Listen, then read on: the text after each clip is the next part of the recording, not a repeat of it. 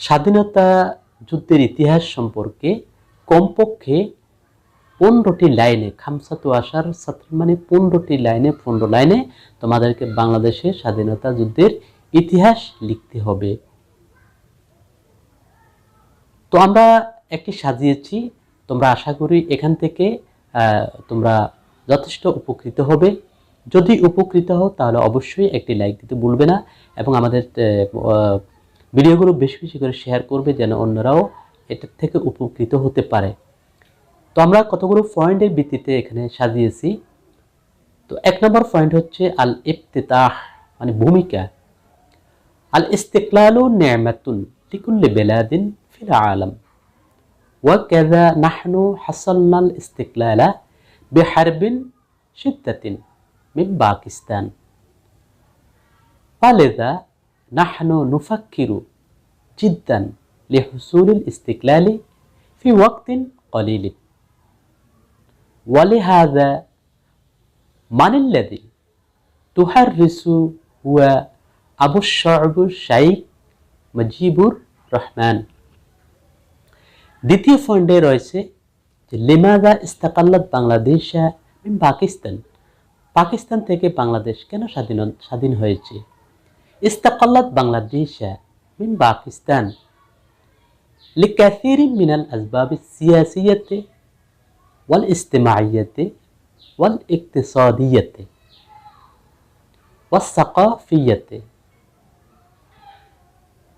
والثقافية وغير ذلك ومن أهمها ذكرا حكام باكستان كانوا يظلمون على الشعب البنغالي ويحرمونهم عن حقوقهم ويصدونهم عن التعليمات والوظائف والتجار وغير ذلك। অর্থাৎ এখানে কি কি কারণে আমরা পাকিস্তান থেকে আমরা স্বাধীন হয়ে গিয়েছি কারণগুলো এখানে উল্লেখ করা হয়েছে। এরপরে রয়েছে তোমাদের পয়েন্টটি হচ্ছে মাতা হাসালাতুল ইস্তিকলালু, কখন আমরা স্বাধীনতা অর্জন করেছি। নাহনু হাসালাতুল ইস্তিকলালু বিহারবি শিদ্দাতিন কাসীরাতিন ونجاهد مع باكستان منذ 9 أشهر ثم نلنا الحرية في عام ديسمبر 1971 إساي شن الذي قائد في حرب هو الشيخ মুজিবুর রহমান وهو كان أبو الشعب মুজিবুর রহমান কায়েদাতুন হারকাতুল ইস্তিকলাল। অর্থাৎ আমরা কখন স্বাধীনতা লাভ করেছি, পাকিস্তানের নির্যাতন থেকে, অত্যাচার থেকে আমরা কখন স্বাধীনতা লাভ করেছি, এখানে মূল পয়েন্টটি হচ্ছে সেটি। সর্বশেষ সেটি হচ্ছে